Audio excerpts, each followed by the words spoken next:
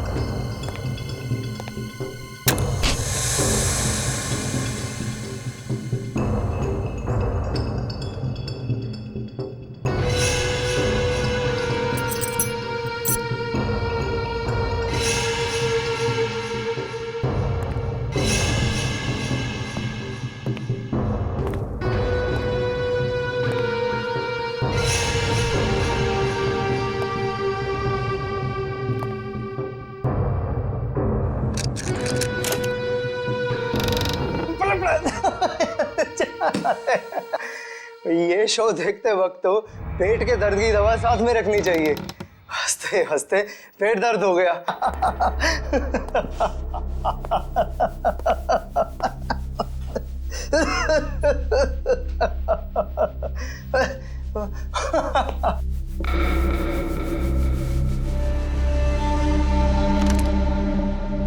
कौन है ये? प्रमोद कौन है ये? बहुत खुशकिस्मत हो तुम। मौत से कुछ पल पहले इतनी हंसी और इतनी खुशी हर किसी को नसीब नहीं होती। कौन हो तुम? अंदर कैसे आए? मौत को अंदर आने के लिए किसी न्योते की जरूरत नहीं पड़ती है।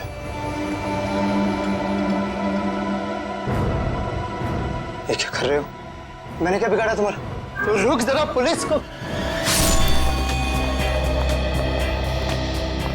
Happy birthday Tarika. Thank you Shreya. Thank you. Many happy returns of the day. Thank you Siddharth. बहुत खूबसूरत फूल है। श्रेया की चॉइस है। हाँ वो तो है, श्रेया की चॉइस तो कभी गलत हो ही नहीं सकती। हाय सिद्धार्थ। हेलो। हाय श्रेया। हाय पूर्वी। काफी देर कर दी आने में। थोड़ा ट्रैफिक मिल गया रास्ते में। अरे फ्रेडी सर, ये गपागप खा रहे हो? आप तो बोल रहे थे डाइटिंग कर रहे हो। डाइटिंग ही तो कर रहा हूँ। इसके पहले तो मैं 5-5 प्लेटें एक साथ खा जाता था। क्या बात कर रहे हो? हमारे प्लान पे तो पानी फिर गया अभिजीत। अरे ऐसे कैसे? कुछ ना कुछ तो करूंगा मैं। कैसे? हृदय, हाँ, उस कमरे में तुम्हारा कोई वेट कर रहा है। मेरा वेट कर रहा है? हाँ। कौन? तुम जाओ तो सही। अरे जाओ।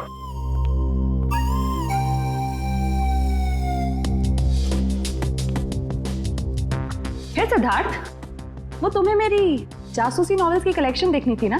चलो दिखाती हूँ। चलो श्री। अरे कभी तो श्रेया को अकेले छोड़ो। ऐसी कोई बात नहीं है ना? चलो। इट्स ओके सिद्धार्थ, जाओ तो। चलो।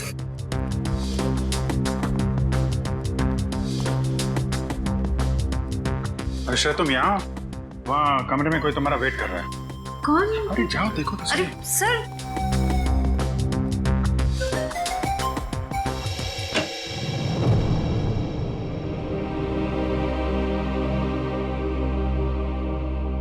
श्रेया, अच्छा किया तुम सिद्धार्थ को अपने साथ यहाँ ले आई। I am very sorry. उस दिन मैंने आपके साथ बहुत बुरा बिहेव किया था।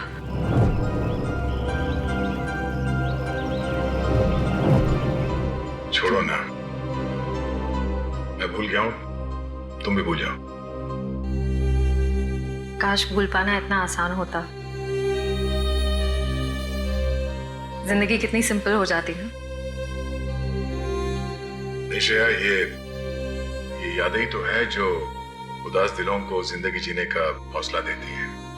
अगर यादें ही ना हो तो जिंदगी कितनी बोरिंग हो जाएगी।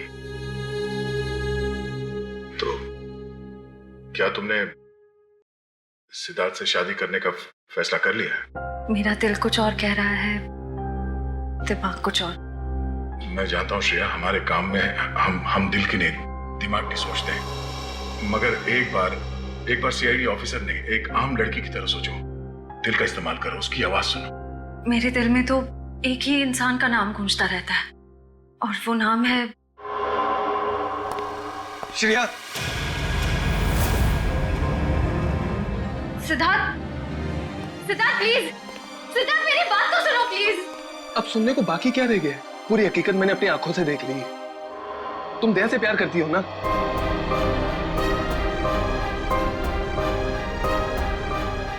सिद्धार्थ, मैं इस बारे में तुमसे बात करने वाली थी।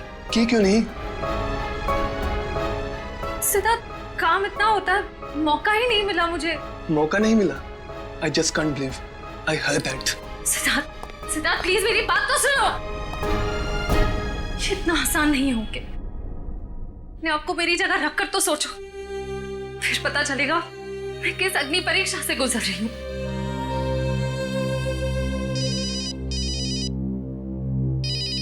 हेलो, कौन? सर, दोनों पति पत्नी थे, प्रमोद और शांति। सर, हमने कभी सपने में भी नहीं सोचा था कि हमारे होटल में ऐसा कुछ होगा। एक मिनट, आप बाहर खड़े रहिए।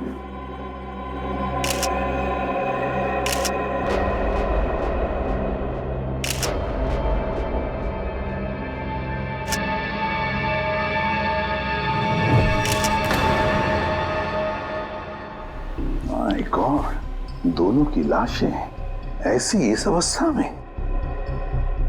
सर, इतने सारे केस सॉल्व किए लेकिन इस तरह का केस कभी नहीं देखा। सर, लगता है ये दोनों खूनी से विनती कर रहे थे कि वो इन्हें छोड़ दे, मगर खूनी ने जरा भी दया नहीं दिखाई। नहीं फ्रेडी, लगता है खूनी ने पहले इन दोनों को मारा और फिर यहाँ लाकर बिठा दिया, हाथ पैर बांध दिए। जिस तरह से इन दोनों को बिठाया कुर्सी में, लगता है खूनी हमसे कुछ कहना चाहता है। ये देखो, ऐसे इतनी बेरहमी से मारा है जैसे ये खूनी कोई सिर फिरा हो या फिर बदले की आग में ये सब किया है उसने। My God. सर, इस प्रमोद की पीठ पे भी वार किया गया है।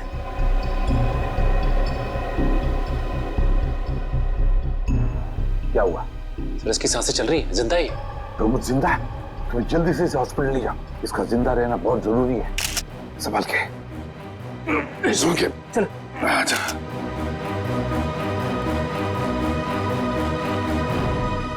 एक बात बताओ, ये खूनी अंदर आया कैसे? किसी देखा कैसे? नहीं सर, ये सब रात में हुआ सर, और रात के वक्त इसकी ड्यूटी रहती है सर, इससे पूछिए आप। कैसे हुआ ये सब? सर, कुछ देर के लिए मेरी आंख लग गई थी रिसेप्शन डेस्क के ऊपर। तुम्हें शर्म नहीं आती ये कहते हुए कि तुम्हारी आंख लगी थी ड्यूटी पर? Sorry sir. एक बात बताओ, ये दोनों प्रमोद और शांति कब से रह रहे तुम्हारी होटल में?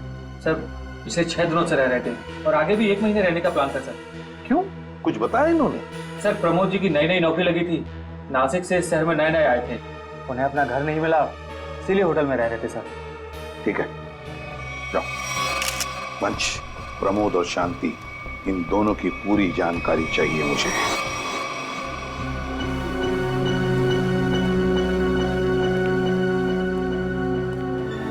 हाँ सचिन, ये प्रमोद कैसा है? सर, डॉक्टर ने ऑपरेशन शुरू कर दिया है, थोड़ी देर में पता चल जाएगा सर। लगता है सचिन, ये खूनी शांति को ही मारने आया था, प्रमोद को नहीं।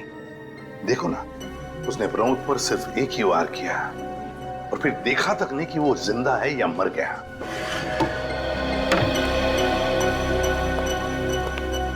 डॉक्टर साहब, कैसा है प्रमोद? हमने प्रमोद को बचा तो लिया है, मगर मगर क्या? वो कोमा में चले गए हैं। कोमा में? लेकिन डॉक्टर साहब, प्रमोद को होश तो आ जाएगा ना? हम तो अपनी तरफ से पूरी कोशिश करेंगे, मगर कुछ कहा नहीं जा सकता। Thank you. कुछ भी हो, प्रमोद होश में आना ही चाहिए।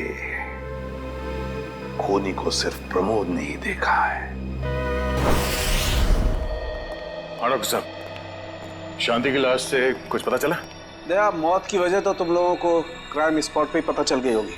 पेट पर चाकू के इतने सारे घाव हैं, उसी की वजह से मौत होगी बेचारे की। हाँ, वो तो हमें पता चल गया था। उसके अलावा कुछ और? हाँ, एक खास बात। 2 महीने पहले इसका किडनी का ऑपरेशन हुआ था। ये देखो, इसमें एक फोटो है। किडनी का ऑपरेशन? वंश, पता करो शहर के किस हॉस्पिटल में शांति के किडनी का ऑपरेशन हुआ था। और सर, वो क्राइम सीन पे जो खून मिला था वो शांति और प्रमोद का ही है। खूनी ने खून करने से पहले एक एक कदम फूंक फूंक कर रखा है। हाँ, काफी प्लानिंग की है खूनी ने इस जुर्म को अंजाम देने के लिए। उसे पता था कि ये प्रमोद ऑफिस से कितने बजे वापस आता है, और वो होटल के कमरे में पहुंच गया जब दोनों मौजूद थे। पर सर, अगर उसका मकसद शांति को ही मारना था तो वो तो प्रमोद के आने से पहले ही जुर्म को अंजाम देकर वहां से फरार हो सकता था। हाँ, ये बात तो है। मुझे लगता है खूनी ने प्रमोद के ऊपर सिर्फ एक ही बार वार किया, और वो इसलिए क्योंकि वो चाहता था कि वो कोमा में पहुंच जाए और जिंदा लाश बन जाए। सर, लगता है ये खूनी कोई एक्सपर्ट है जो अच्छी तरह से जानता था कि वार कहाँ पे करना है। सर, वो एक्सपर्ट नहीं, मुझे तो सरफिरा लगता है। वरना मारने के बाद इन्हें प्रार्थना की पोजीशन में क्यों बैठा था? कोई तो गहरा कारण है सबके पीछे जो इस खूनी के अतीत से जुड़ा हुआ है। क्या प्रमोद की बीवी का खून हो गया और प्रमोद कोमा में है? जी हाँ। खैर, ये बताइए कि पिछले कुछ दिनों से प्रमोद का स्वभाव कैसा था? क्या वो डरा डरा रहता था या कुछ और अजीब बात? नहीं, ऐसा तो कुछ नहीं था। पर हाँ सर, मैंने उनको काम में बहुत सारी गलतियां करते देखा। साफ साफ बताइए, प्रमोद किस तरह की गलतियां कर रहा था? बेसिक अकाउंटिंग की गलतियां। मुझे तो हैरानी हो रही थी कि इतने काबिल और इतने क्वालिफाइड इंसान ऐसे बच्चों वाली गलतियां कैसे कर सकता है कोई। वो तो अच्छा हुआ कि मैंने उनकी गलती देख ली, वरना पूरी अकाउंट शीट खराब हो जाती। सर, मुझे तो लगता है उन्हें काम आता ही नहीं था। ऐसा कैसे हो सकता है? वो जिस कंपनी से आए थे वो तो बहुत बड़ी कंपनी थी, और कोई भी बड़ी कंपनी किसी ऐसे आदमी को अपने यहाँ नौकरी पर क्यों रखेगी जिसे उसका काम ही नहीं आता हो? अब तो इस प्रमोद की सारी कुंडली निकालनी पड़ेगी। तो पति पत्नी प्रमोद और शांति एक नंबर के धोखेबाज थे। इनके सारे सर्टिफिकेट्स और डॉक्यूमेंट्स नकली हैं। स्कूल और कॉलेज हर जगह गए। ऐसी क्या वजह हो सकती है जिस वजह से 420 करके ये उस फाइनेंस कंपनी में काम कर रहा था? ये उस प्रमोद को वहाँ काम करके क्या फायदा हो सकता है? इस सवाल का जवाब तो उसी वजह से जुड़ा है निखिल, जिसकी वजह से इस प्रमोद की हत्या की गई। पर वजह जो भी हो, उस वजह का पता तो सीआईडी निकाल ही लेगी। लेकिन सर, हो सकता है इन दोनों का नाम भी नकली हो सकता है। ऐसा भी हो सकता है कि ये दोनों असली प्रमोद और शांति हो ही ना, बल्कि कोई बहरूपिये हों जिन्होंने उन दोनों की जगह ले ली हो सकता है। एक सेकंड। हेलो, हाँ बोल रहा हूँ। हाँ, कौन सा hospital? Okay, thank you so much. क्या हुआ निखिल? हमारा अंदाजा सही निकला। 2 महीने पहले पुणे की मोती हॉस्पिटल में इस प्रमोद की पत्नी का एक ऑपरेशन हुआ था। वहाँ प्रमोद की पत्नी का नाम शांति नहीं बल्कि विनीता लिखा हुआ है। विनीता? मोती हॉस्पिटल, पुणे।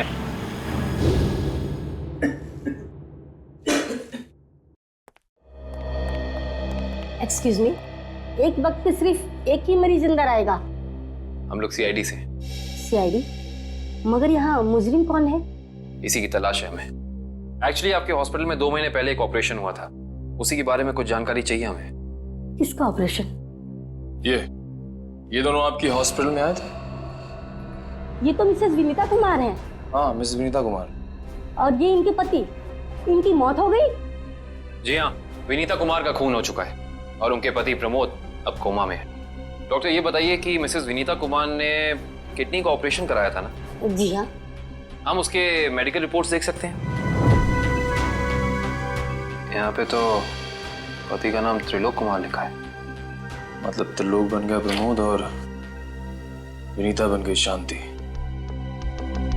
इस पेपर में उनके घर का एड्रेस लिखा हुआ है। चल के पता करें, शायद कुछ पता चल जाए। नहीं निखिल, कोई फायदा नहीं होगा। इनकी पहचानों की तरह इनका एड्रेस भी नकली होगा, देखना। हाँ, हमने इन्हें ऑपरेशन के कुछ रिपोर्ट्स कोरियर की थी, मगर वो कोरियर वापस आ गए थे। डॉक्टर, ये बताइए कि इन्होंने ऑपरेशन का पेमेंट कैश में की थी या चेक से या किसी कार्ड से? इंश्योरेंस के जरिए। इंश्योरेंस? उस इंश्योरेंस कंपनी के कोई कागजात, कोई डॉक्यूमेंट्स हैं आपके पास? हाँ, इसी फाइल में होंगे। गुड।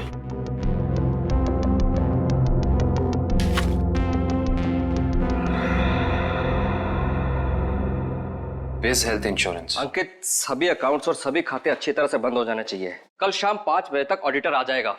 हो जाएगा सर। कभी सपने में भी नहीं सोचा था कि हमारी कंपनी का अंत इतना बुरा होगा। ये किस अंत की बात कर रहे हैं आप लोग? जरा विस्तार से समझाइए। अगर आप अपने पैसे वापस लेने आए हैं तो भूल जाइए, क्योंकि जब तक अदालत अपना फैसला नहीं सुना देती तब तक हम किसी के रुपए वापस नहीं कर पाएंगे। पैसे वापस लेने नहीं, इंसाफ करने आए हैं हम लोग सीआईडी से। ओह, तो हमारी शिकायत सीआईडी वालों तक भी पहुंच गई है। शिकायत? ऐसा क्या कर दिया आपकी इस कंपनी ने? हमारी कंपनी ने नहीं, उस त्रिलोक ने आसमान की तरफ प्रगति करती हुई हमारी कंपनी के नाम को रातों रात मिट्टी में मिला दिया और हमें दिवालिया कर दिया उसने। त्रिलोक? एक सेकंड, आप इस त्रिलोक की बात तो नहीं कर रहे? हाँ हाँ, यही तो है वो। पर इसे क्या हुआ? किसी ने इसकी जान लेने की कोशिश की है, फिलहाल ये कोमा में। ये तो होना ही था, इतने लोगों को जो धोखा दिया इसने। किस धोखे की बात कर रहे हैं? हमारी कंपनी के क्लाइंट्स को झूठे सपने दिखाकर कहा कि सबके पैसे एक ही महीने में 2 गुना कर दूंगा, पर सबके पैसे बटोरकर 9 तो 11 हो गया वो। और क्लाइंट हमारी कंपनी से पैसे वापस मांग रहे हैं। बैंकक्रप्ट हो गया। इतने सालों से कंपनी की बनी बनाई इज्जत मिट्टी में मिल गई। खोए हुए पैसे और खोई हुई इज्जत तो फिर से कमाई जा सकती है, पर खोई हुई जान तो वापस नहीं आ सकती ना। क्या त्रिलोक ने किसी की जान भी ली है? हाँ, हमारी कंपनी के सीईओ अनुज जी, जो कि सदमे को बर्दाश्त नहीं कर पाए और दिल का दौरा पड़ने से उनकी मौत हो गई। कहीं ये सारा हमला अनुज जी का कोई करीबी तो नहीं कर रहा है? अनुज जी की मौत का बदला लेने के लिए? हो सकता है। अनुज जी के परिवार में कौन कौन है? उनकी पत्नी सुधा, जो कि अभी सदमे में है, और उनका बेटा विक्की। विक्की? इस विक्की का फोन नंबर दीजिए जरा। विक्की के फोन का सिग्नल यहीं आसपास बता रहा है। हो गई। अच्छा, अभी अभी मागाधीर रोड की तरफ मुड़ा है। मागाधीर?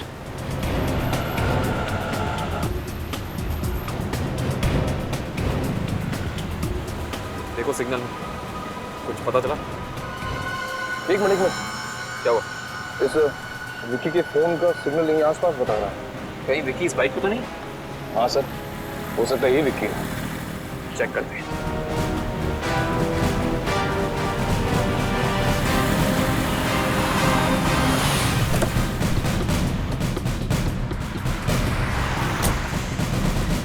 सुनो भाई साहब, तुम ही विक्की हो? हाँ, और ये क्या बदतमीजी है? तुम लोग मेरा नाम कैसे जानते हो?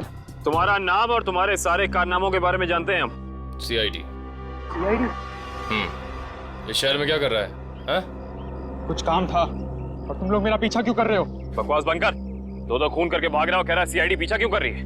मैंने कोई खून नहीं किया है। अच्छा, त्रिलोक और विनीता का खून नहीं किया तुमने? What? त्रिलोक और विनीता मर चुके? ड्रामा बनकर अपना पूरा इतिहास है तेरा हमारे पास।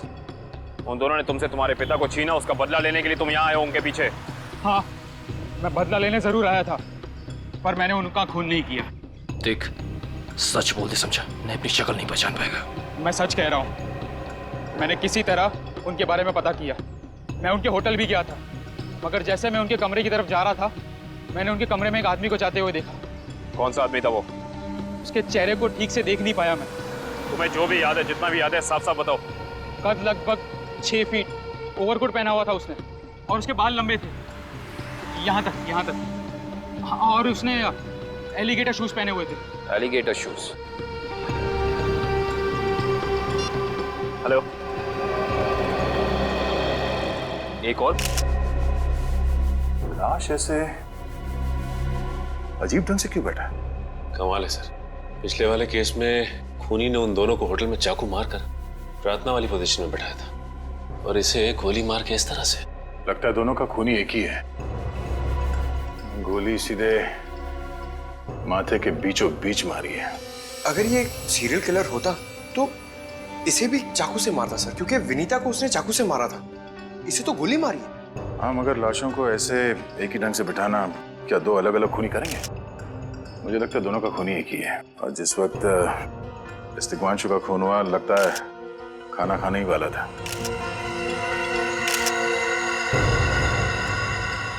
सर यहाँ पे दूसरी प्लेट भी पड़ी है, कहीं ऐसा तो नहीं कि ये तिग्मांशु की बीवी के लिए थी? मैम सब तो एक हफ्ते के लिए गाँव गई हुई है, एक हफ्ते के बाद लौटेगी।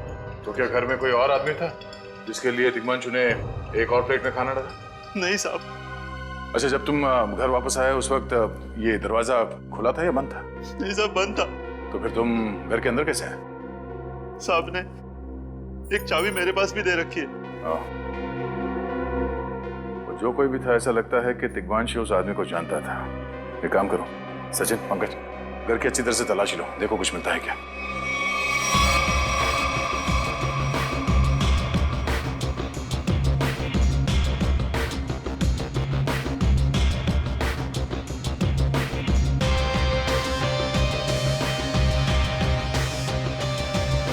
साहब। हाँ सचिन। हाँ सचिन। ये देखिए सर, यहाँ से शीशा निकाला गया है, चिटकनी खोली गई है और यहाँ से बाहर जाने का रास्ता भी है। मतलब कोई अंदर यहाँ इस खिड़की से आया था? सर लेकिन इस घर में तो सेफ्टी अलार्म भी है सर। अगर यहाँ से कोई अंदर आया है तो सेफ्टी अलार्म बजना चाहिए था और सिक्योरिटी गार्ड को भी अंदर आना चाहिए था। अब इसका जवाब तो सिक्योरिटी गार्ड ही देगा।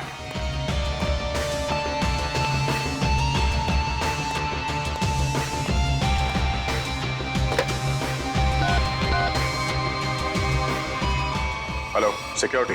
अच्छा, आज दोपहर को तिग्मांशु जी के घर से अलार्म बजा था, तो फिर आप चेक करने के लिए उनके घर पे क्यों नहीं आए? ओ आई सी, पिछले हफ्ते भी। Thank you. क्या बोला सर ये सिक्योरिटी वाला? सिक्योरिटी का कहना है कि अलार्म बजा था और उन लोगों ने घर में फोन भी किया, तो तिग्मांशु जी ने कहा कि गलती से अलार्म बज गया, इसलिए वो लोग ऊपर नहीं आए। सर, हो सकता है तिग्मांशु ने मजबूरी में कहा, खूनी ने उसके सर पे गन तान दी हो। कुछ कह नहीं सकते। बात करते वक्त अगर थोड़ी सी भी टेंशन हो आवाज में तो ये सिक्योरिटी वाले तुरंत भाप लेते हैं। दरअसल पिछले हफ्ते भी तिग्मांशु के घर से अलार्म बजा था और जब सिक्योरिटी वालों ने फोन किया था तो तिग्मांशु ने यही कहा था कि गलती से बच गया। सर ये खूनी काफी चालाक लगता है, खेल खेल रहा है। देखते हैं, जरा देखो इस घर में कुछ और मिलता है क्या। खूनी ने कोई ना कोई सुराग जरूर छोड़ा होगा, चेक करो।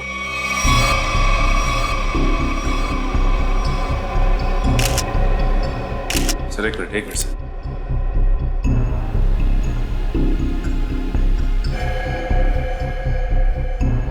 ये देखिए सर, खून। ये खून यहाँ कैसे? कहीं खूनी का तो नहीं है खून? ये तो डॉक्टर सालों के ही बताएंगे।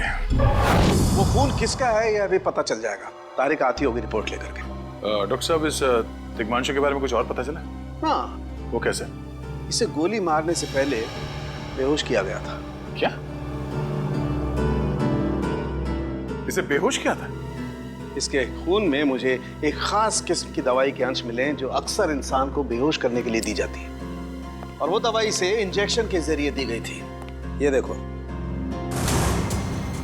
सर बहुत ही अजीब बात है। अगर खूनी इसे मारना चाहता था तो सीधा गोली मारकर इसका काम तमाम कर सकता था, फिर ये जहर की दवाई क्यों दी होगी? और सर एक और बात पता चली, तिग्मांशु जिस हालात में हमें मरा हुआ मिला था वो एंशिएंट कल्चर के हिसाब से प्रार्थना करने की पोजीशन, खाना खाने से पहले।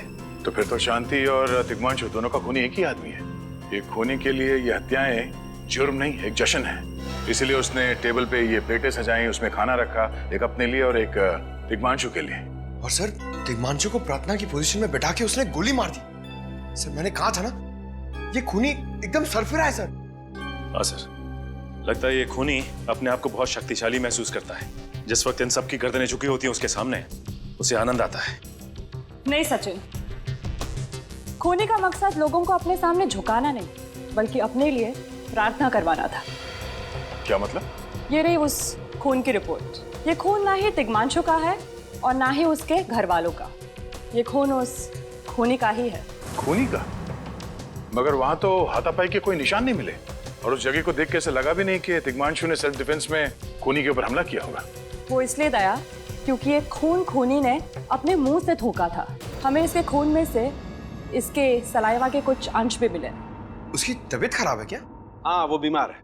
उसके खून में एथिमोलाइसिन नाम की दवाई का अंश मिले हैं। और उसका कीमोथेरेपी हुआ था।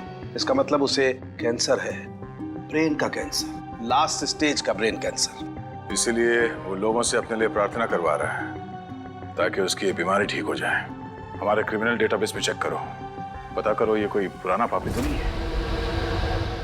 नहीं सर, उस खूनी का हमारे क्रिमिनल डेटाबेस में कोई रिकॉर्ड नहीं है। कोई इतिहास नहीं है? नहीं सर। सर दिग्मांशु की पूरी कुंडली निकाल के लाओ सर। प्रमोद की तरह इसकी पहचान भी नकली है। What? हाँ सर, ये देखिए, उसका असली नाम राकेश है और जिस तरह प्रमोद को चासू बीसी की आदत थी, ठीक उसी तरह राकेश भी भोली भाली लड़कियों को फंसाता था शादी के झांसे में। कई लड़कियों ने आत्महत्या की है इस दिग्मांशु और राकेश के चक्कर में।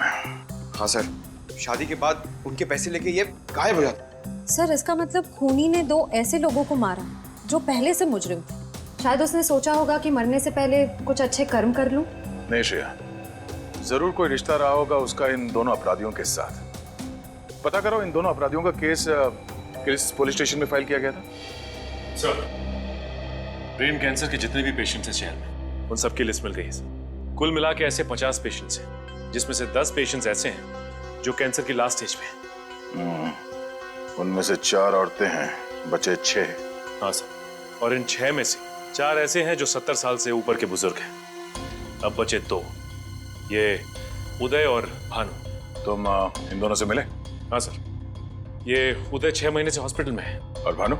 भानु सर 1 महीने से हैदराबाद में। ये कैसे हो सकता है सचिन? अगर वो मुजरिम इसी शहर में है तो कहीं ना उसका इलाज चल रहा होगा ना कहीं से वो दवाई खरीदता होगा। वांची सर, इस शहर में जितने भी केमिस्ट है जहाँ पे ब्रेन कैंसर की दवाइयाँ बेची जाती है, उन सब की लिस्ट चाहिए मुझे। सब पता चल गया। त्रिलोक और राकेश दोनों के खिलाफ एक ही थाने में केसेस दर्ज किए गए थे, जगतपुरी थाने।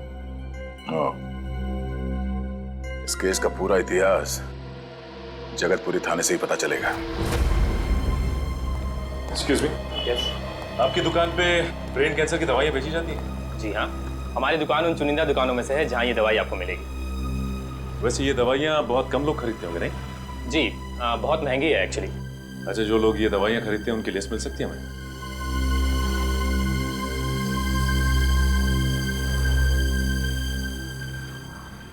ये रही वो लिस्ट।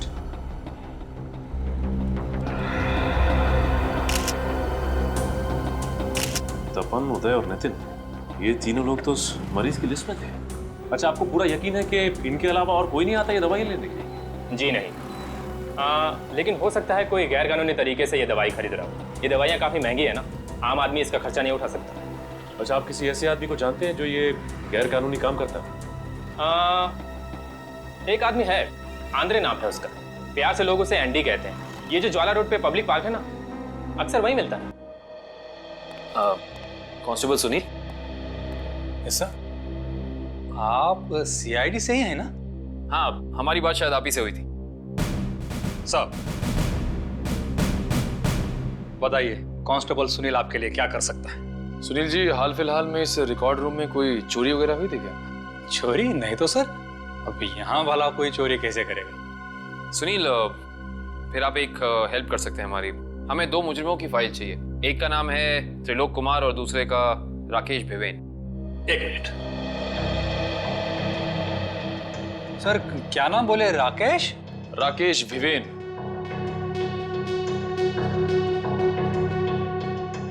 कमाल है, इसकी फाइल तो है नहीं यहाँ पे। अच्छा, वो दूसरा नाम क्या बोले? त्रिलोक कुमार। इसकी भी नहीं है?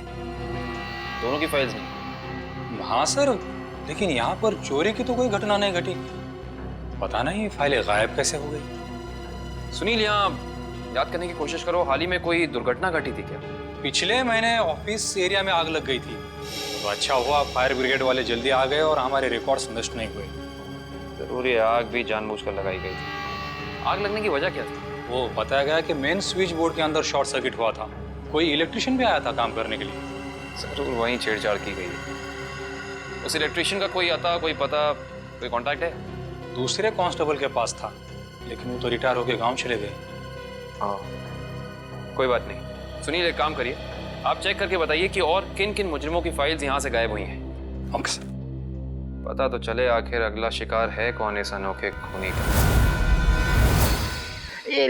ये ले पैसे। अरे ये दवाइयाँ तो असली है ना। अरे अंकल जी, ये जो शक की बीमारी है ना, कैंसर से भी ज्यादा खतरनाक है। अगर आपको यकीन नहीं है कि ये दवाई असली है या नहीं, तो खुद जाकर दुकान से क्यों नहीं खरीद लेते? अरे तुम तो बुरा मान गए, मैं तो बस ऐसे ही पूछ रहा था, मेरा मतलब वो नहीं। तो पापी जानते हो, इस तरह से दवाइयाँ बेचना और खरीदना दोनों गैर कानूनी है। आखिर तुम्हारा कोई फायदा नहीं है। मैंने सुना था कि सीआईडी बड़े-बड़े केस हैंडल करता है। मैं तो छोटा मोटा चोर हूँ, जाने दो ना साहब। हाँ मिस्टर छोटे चोर, ये बताओ कि तुम्हारे पास से ये दवाइयाँ खरीदने के लिए कोई ऐसा आदमी आता था जो 6 फीट लंबा था और लंबे लंबे बाल थे उसके, और वो एलिगेटर वाले शूज पहनता था? हाँ, वही जो आगे से नुकीला होता है। हाँ, आया था। चिराग। आप लोग चिराग को ढूंढ रहे हो? हाँ। कहाँ मिलेगा ये चिराग? चिराग? लगता है चिराग घर पर नहीं है। कमरे अच्छी तरह से चेक करो, देखो कुछ मिलता है क्या। पंकज, कंप्यूटर चेक करो।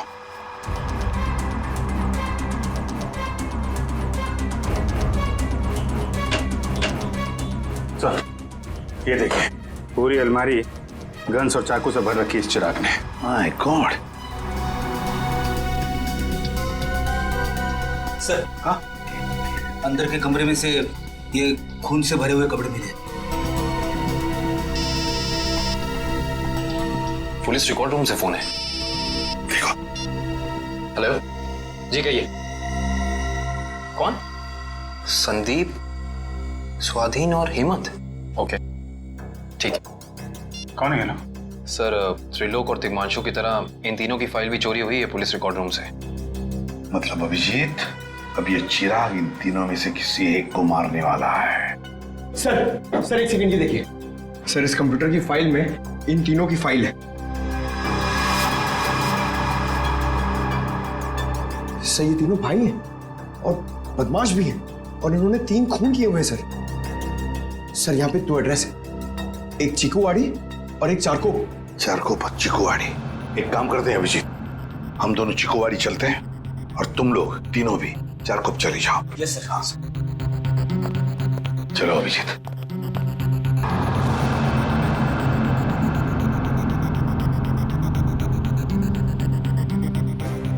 क्या हुआ सर? अभिजीत, ये पेन, ये मेरा पेन है अभिजीत। आपका पेन? यहाँ पे कैसे सर? ये पेन मैंने जग्गा को दिया था, जग्गा को। जग्गा सर? वो आपका खबरी? हाँ अभिजीत, मेरा खबरी। मगर जग्गा तो मर चुका है सर। हाँ अभिजीत, तो मर चुका है, लेकिन जिस खून में तलाशी करने में मदद की थी जग्गा ने हमारी, उस वक्त वो खून भी इसी तरह हो रहे जैसे आज हो रहे हैं। खून करने के बाद लोगों को प्रार्थना की पोजीशन में रखा जाता है। चलते हैं सर। नहीं अभिजीत, क्योंकि अभिजीत जिस तरह से वो खून किए जा रहा है, लगता है मुझे संदेशा भेज रहा है, तो मुझे मिलना चाहता है अकेले में।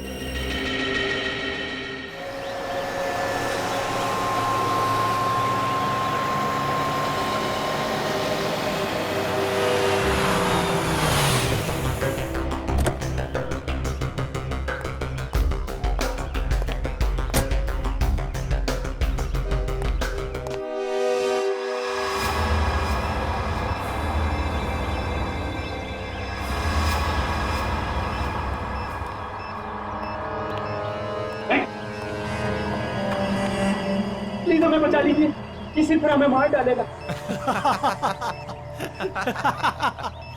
घबराओ मत, मैं इसे भी प्रद्युम्न हूं, कुछ नहीं होने दूंगा तुम्हें। इनकी बातों को ज्यादा सीरियसली मत लेना, इन्हें तो झूठे वादे करने की आदत है, और इतनी बड़ी बड़ी बातें करने से पहले एसीपी जरा मेरा इंतजाम तो देख लो। बस रिमोट के इस बटन को दबाना है और ये तीनों हमेशा के लिए बूम, धरती से गायब। क्यों कर रहे हो तुम ये? क्या गलत कर रहा हूँ? हाँ बोलो। पर ये तीनों तो वैसे भी कानून से भागे हुए अपराधी है ना, तो इन्हें मारकर क्या गलत कर रहा हूँ मैं? इन्हें सजा देने का हक तुम्हारा नहीं, सिर्फ कानून का हक ही है। बस यही तो प्रॉब्लम है, जब तक तुम कानून में हो कुछ नहीं हो सकता। क्या क्या चाहते हो तुम मुझसे? पहले अपनी ये गन मुझे दो एसीपी, मुझे अपनी गन दो, वरना मैं ये रिमोट दबा दूंगा। एसीपी, मैं 3 तक गिनूंगा, 1 2 3 नहीं।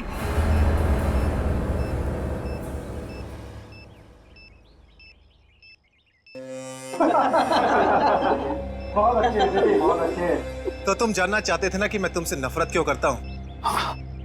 जग्गा खबरी का नाम ध्यान है? याद है मुझे। मैं उन्हीं का बेटा हूँ।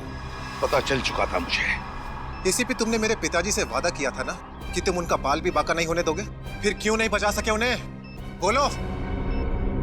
देखो चिराग, तुम्हारे पिताजी की मौत का बोझ आज भी मेरे दिल पर है।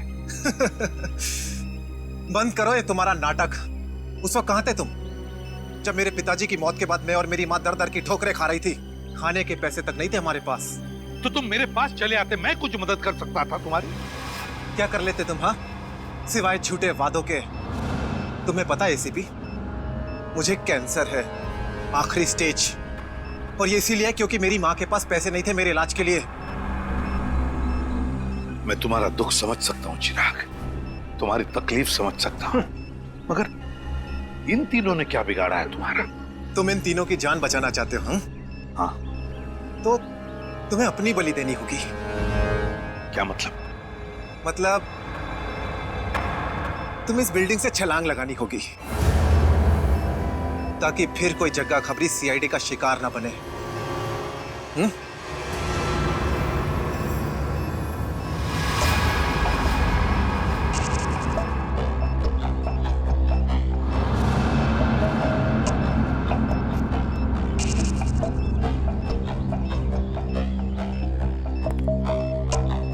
ठीक है, मंजूर है।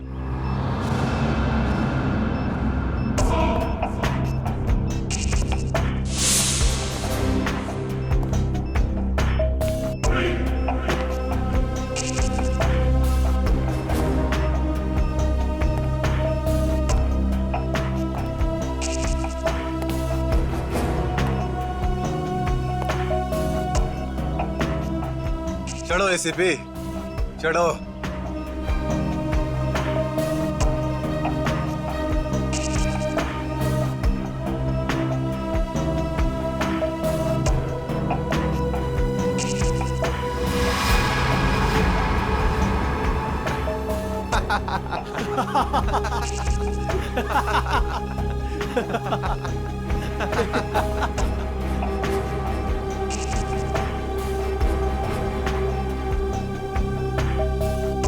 ऊपर जाकर मेरे पिताजी से माफी जरूर मांग लेना। क्या हुआ? मौत को इतना नजदीक देखने से पांव कांपने लगे? एसीपी आज तक अपनी मौत को अपनी हथेली पर लेकर ही चला है, समझे? मौत से कभी डरा नहीं है वो। इतनी बड़ी बड़ी बातें, अब बातों का वक्त नहीं है, अब एक्शन का वक्त है। कूदो एसीपी, छलांग लगाओ और अपनी ये बेहतरीन जिंदगी को अलविदा कह दो। चलो। 1 मिनट, मैं जरूर कूदूंगा, लेकिन तुम पर कैसे विश्वास कर सकता हूं कि मेरे कूदने के बाद तुम इन तीनों को छोड़ दोगे? तुम्हारे पास और कोई चारा भी नहीं है। कूदो एसीपी, वरना मैं इस रिमोट का बटन दबा दूंगा।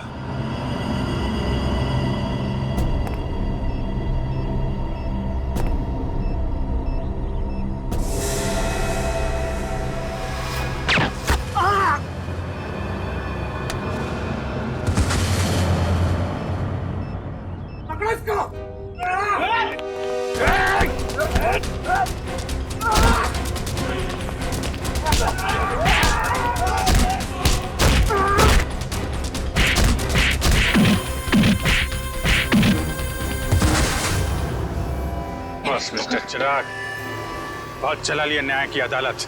सीआईडी का काम सीआईडी को सौंप दो।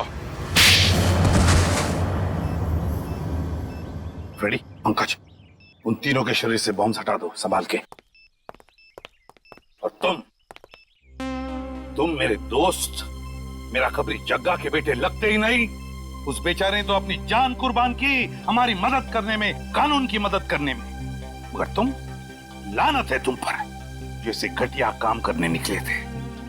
2 खून किए तुमने, तुम्हें तो शायद फांसी ही होगी, फांसी।